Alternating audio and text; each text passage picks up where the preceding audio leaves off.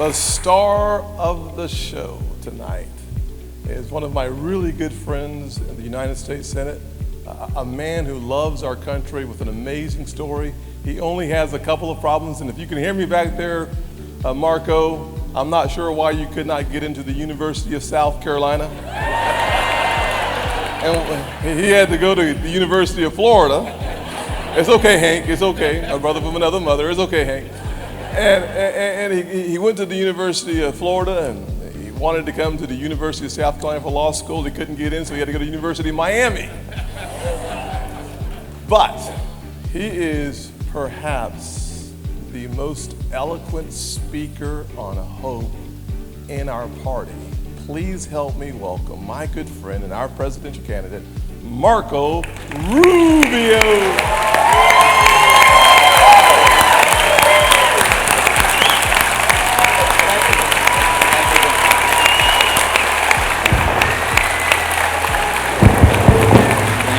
Can you help us understand, as president, how would you reform education, K through 12 and or college? Well, pre-K through 12 is primarily a state function.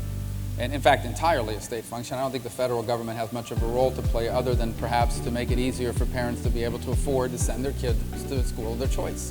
And I know I'm here with him tonight, but Tim Scott's been a leader in school choice efforts across this country, and he should be recognized for that because it really is.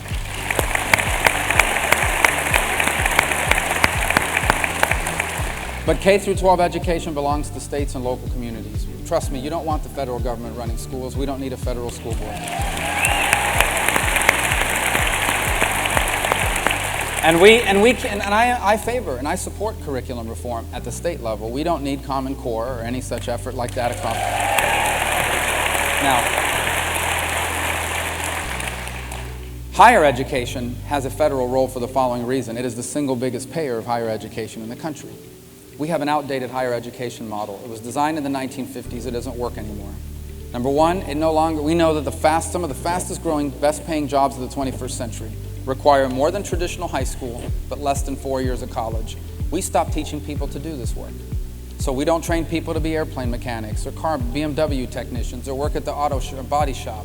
We don't train electricians. We don't train plumbers. We don't train welders. That doesn't make any sense. A welder makes a lot more than a Greek philosopher. So we need to reinvigorate vocational education, and I believe we should open up federal financial aid.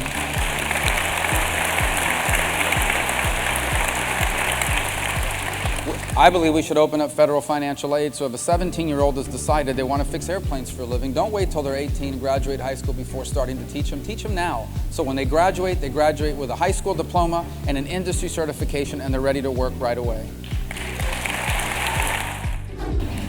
Senator David from Mount Pleasant wants to know what a Rubio administration would do about Putin's expansionism into the Ukraine, Georgia, Moldova, and the Baltic states. Between the United States and Russia, we possess 90% of the world's nuclear weapons.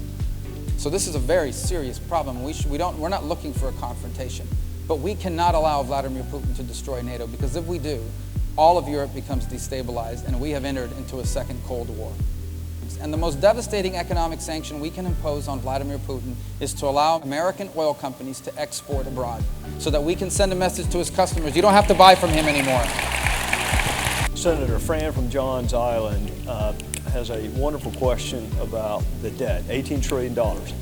And the premise is that the debt is bipartisan, therefore the solution necessarily must be bipartisan as well. How would a Rubio administration work with the House and the Senate to get our debt and deficit under control? Well, first we have to deal with what's causing the debt. So let's start by ruling out what's not causing our debt. Our debt is not caused by defense spending. It is not the cause of our national debt.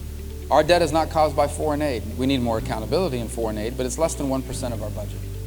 Our debt isn't even caused by the safety net programs, which I believe should also be reformed. The safety net should not be a way of life, but that's not the cause of our debt either. Our debt is caused by the way Social Security and Medicare are structured for future generations.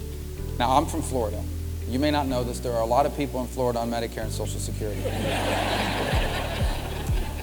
My mother's one of them.